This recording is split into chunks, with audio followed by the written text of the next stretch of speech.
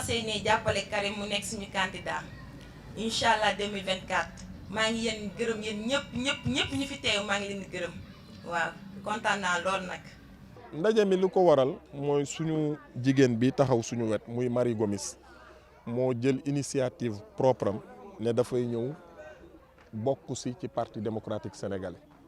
alors suñu responsable national de l'UJTL muy Franck Dadi Diatta ngeen gis ko tout à l'heure fii moo ma woo boole ma ak moom depuis boobu ba léegi ñu resté en contact man ak moom pour ñu encadrer ko pour mu organiser lii ñu ko ciy féliciter di ko ci sant di ko gërëm parce que yombul ndaw jóg ne damay dem fekk parti bu nekk opposition dem militer fa waaye comme que politique doon liggéeyal na ak Benno Bokk Yaakaar ci élection législative yi donc loolu tey day yaatal bànqaasu parti bi parce que Karim Wade buy ñëw Sénégal daf war a fekk ay jeunes yu mobilisé organisé wu toog di ko xaar bu ñëwee ñu ànd ak moom pour yóbbu ko n'est-ce pas ca palais de la République.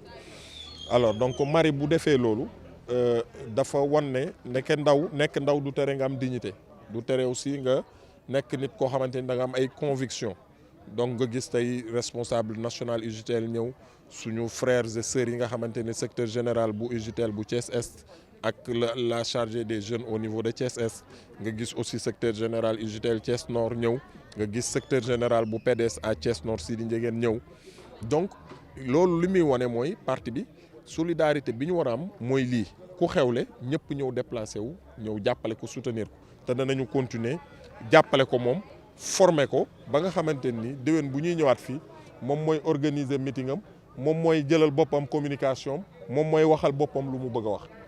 la ma ca waxoon loolu laa ciy waxaat Karim Wade dina ñëw balaa yàgg waaye ñëwam moom moo koy waxal boppam mais li may wax mooy est-ce que ñun dañu war a xaar ba Karim Wade ñëw pour ñu war a nekk ci liggéey bi gëwuma loolu man li ma jàpp mooy liggéey bii dañ ci war a nekk suba ngoon matin midi soir bët bu set dañ ci war a nekk ci ngir moom bu ñëwee xelam mën a dal. waaw moom loolu laa non dama li ma la wax mooy dina ñëw bu waree ñëw dina ko annoncer. je veux juste dire que dina annoncer ñëwam mais du ñu xaar ba mu ñëw pour ñu nekk ci liggéey bi dañ ciy nekk liggéey ci sonn ci ngir bu ñëwee mbooloo moomu ñu dajale mën a ànd ak moom pour yóbbu ko palais. li ngeen war a laaj mooy ndax Idrissa ndax mi ngi ànd ak xelam ba léegi ou pas parce que déclaration yi Idriss Seck di def. ku ko dégg di nit war nga xam ne kii lii ku ànd ak xelam nekkul moom mooy wax Idrissa Seck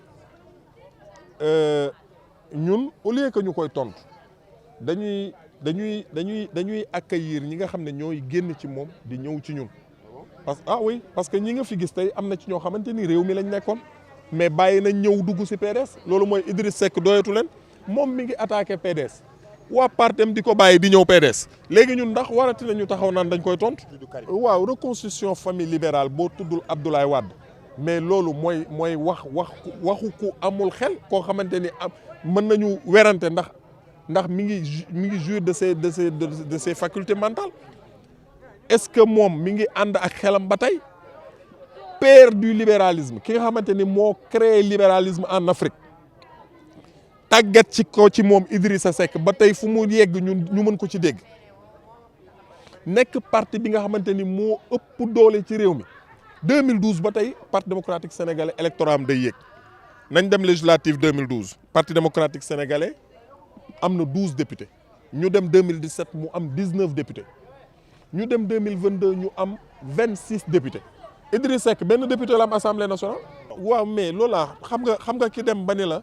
man ak yow ciseau lañ kenn mënu ci dem bàyyi moroomam foofu loolu kay weesu na sama doom la loolu Abdoulaye wax ci Idrissa Seck wax ko ci Karim Wade donc Idrissa Seck na am retenu Idrissa Seck na delloo si xelam moom dañ ko yërëm parce que mënatul gagner bureau de vote na jàpp Habib Kanam moomu de parce que Habib Kane moo tax muy gagner bureau de vote bi nekk Malick Kayre bis bu ko Habib Kane bàyyee dootul amati benn voix foofa ca Malick Kayre donc kooku bu ñu demee vraiment ba mu ñuy attaqué ñun dañ koy bàyyi ak population yi ko wan ginnaaw ak ñi nga xamante ni dañuy daw si ñoom. waaw mais man defuma kenn lu bon attaqué wu ma kenn renouvellement la ñu dem jaay nañ suñuy carte am nañu monté nañu ay secteurs am nañ plus de secteurs que Mor Diouf bi mu demee nag ba xam ne ñàkk na jël na ay nervi dugal leen ci biir salle bi li ñu ci jublu woon mooy jéem a jël suma bakkan mais xamuñu ne yàlla moom la mu namm na ko démb tey di soog a ñëw.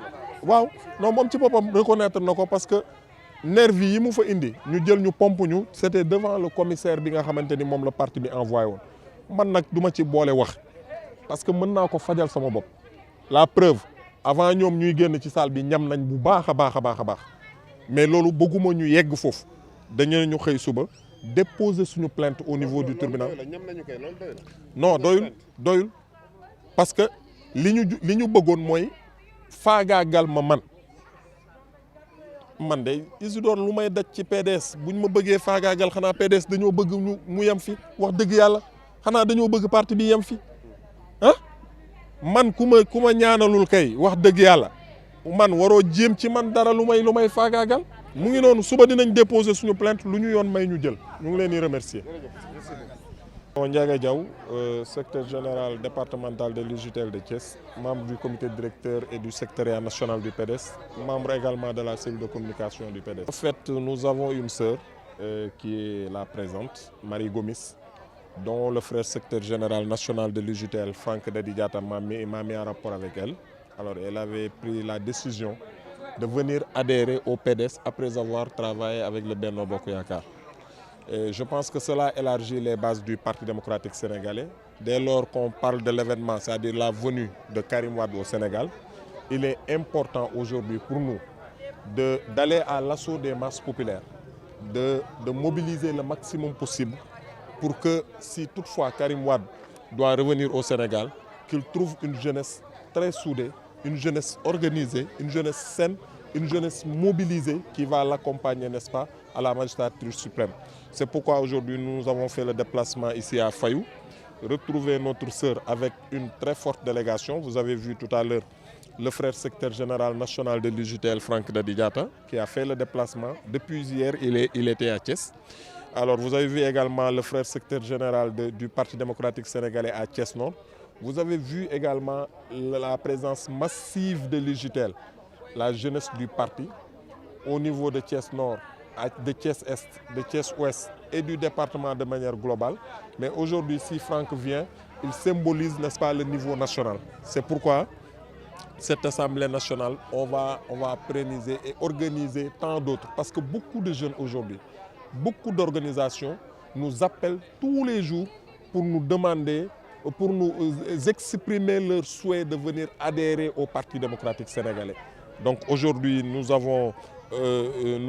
sommes venus ici à Fayou, mais dans la semaine qui suit, Inch'Allah, nous serons dans un autre quartier avec un même événement, Inch'Allah. Je ne peux dire que ce que j'avais dit et je vais venir le répéter ici.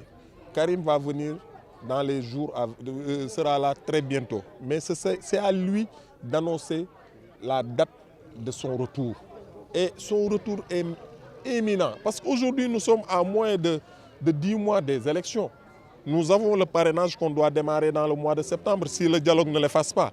Donc, rassurez-vous, il est candidat. Tout ce que la loi nous profère pour déposer sa candidature, on va le faire. On s'organise davantage. Mais est-ce qu'on va attendre le retour de Karim pour investir le terrain? Mais si on le fait, mais on perd des points. Aujourd'hui, ce que nous devons faire, c'est d'aller rencontrer les jeunes, rencontrer les femmes, rencontrer toute obédience confondue, les mobiliser autour de Karim Wade. Mais dès lors qu'il met ses pieds au Sénégal, c'est cette masse qui va l'accompagner au niveau du palais. Mais attendre son retour pour prendre des initiatives, je pense que ce n'est pas un acte politique, c'est de l'enfantillage même. C'est pourquoi nous allons anticiper. Et depuis lors, on accélère la cadence et bientôt il sera au Sénégal. Quelqu'un qui est à perte de vitesse comme Idrissa Seck. Mais aujourd'hui, nous, en lieu et place de le répondre, vous venez, on débauche des responsables de Benno, dont certains sont des militants de Rewmi. Rewmi n'est plus dans le Benno. Je dis, depuis quand Rewmi n'est plus dans le Benno? Ça ne fait même pas 15 jours. Donc c'est récemment que Idrissa Seck est sorti dans Benno Bokk Yakaar. Mais quand il attaque le Parti démocratique sénégalais, au même moment, des militants quittent le Rewmi pour venir au Parti démocratique sénégalais. Est-ce qu'on juge nécessaire de le répondre? Je pense que la meilleure réponse aujourd'hui, c'est de débaucher des responsables de Rewmi. Et on ne débauche même pas. Ce sont les responsables de Rewmi qui nous appellent pour nous dire que nous voulons adhérer au PDS. Nous ne faisons plus confiance à Idrissa Seck. Donc moi je pense que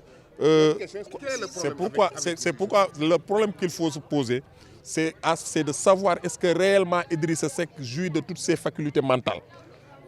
Mais comment quelqu'un qui est lucide peut se mettre devant des télévisions pour dire qu'on va faire la reconstitution de la famille libérale sans le président Abdoulaye Wade, le père du libéralisme, Abdoulaye Wade, fondateur du libéralisme en Afrique, mais qui a le parti politique libéral aujourd'hui, qui est chef de l'opposition à l'Assemblée nationale avec 26 députés.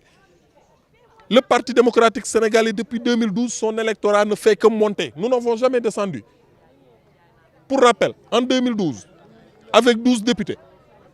En 2017, 19 députés. En 2022, 26 députés. Et vous dites qu'on va faire la retrouvaille de la famille libérale sans... Non, mais vraiment, la question qu'il faut se poser est de savoir est-ce que réellement Idrissa Seck a sa tête avec lui. Lors des élections présidentielles, lors des élections législatives, je t'avais dit la même chose. Je vous dis, le PDS va dépasser le Rewmi lors des élections présidentielles de 2024. Nous sommes aujourd'hui à 40 000 voix dans le département de Thiès et l'objectif, c'est d'atteindre les 100 000 voix en 2024 avec Karim Wade, Inch'Allah.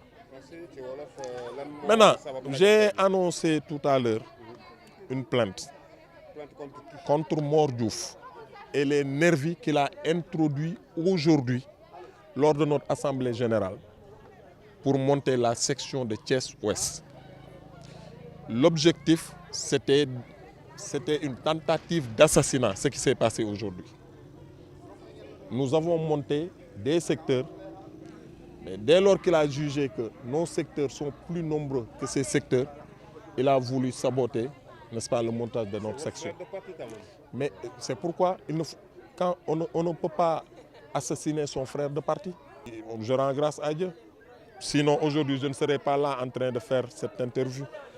Demain, à la première heure, nous allons déposer une plainte au niveau du tribunal contre Mor Diouf et ses nervis qu'il a recrutés et la fille qui a été blessée, qui est actuellement aux urgences de l'hôpital. Qu'est-ce qui vous dit que c'est Mor Diouf qui est derrière tout ça? Mais attends, c'était devant le commissaire politique, c'était devant tous les responsables du parti. Et lui-même, il a reconnu effectivement que c'est lui qui a amené ces gens-là qui ont... Bien sûr. Et bon, de toute façon, tout cela, si on ouvre l'enquête, tout sera tiré au clair. Presque mosuñu politique wala bokk ñu faroon feneen ñëw pour bëgg a ànd ak parti démocratique sénégalais loolu ci guddi yuñ toll nii loolu lu jafe la donc dañ ci kontaan di remercier suñu sœur Marie mais aussi di remercier suñu responsable des jeunes au niveau national muy Franck Dadi Diatta parce que moo doon toog au niveau national di coordonner les secrétaires généraux au niveau national rek secrétaires généraux départementaux yi yoonam nekkul ci base bi mais le fait que mu wàcc ba ci base bi vraiment di débusquer ay militants di leen indi ci parti bi loolu fekkente ne am na ci parti bi bariwul ñu koy def donc Franck kontaan nañ ci sa taxawaay kontaan nañ ci sa doxalin donc ku mel noonu dañ ko war a renforcer dañ ko war a jàppale mais aussi lii du ñu bett parce que élection législative yi ñëpp jàppoon nañ ni Franck day nekk député mais position rang bi ñu ko def baaxul mais kenn mësul dégg mu spéculer sérieusement loolu moom vraiment ñëpp la bett donc ku mel noonu nag da ngay xam ni c'est pas quelqu'un boo xam si la day dundee parti mais day dundal parti bi te Karim li mu gën mooy la jeunesse moom loolu la gëm moom compétence la wax ak jeunesse parce que vision bu bees lay indi ci réew mi benn jour dana ma bés bu ma ñëwee Sénégal wala ñu teg Sénégal sama loxo képp ku fi mus a jaar en Afrique dinañ la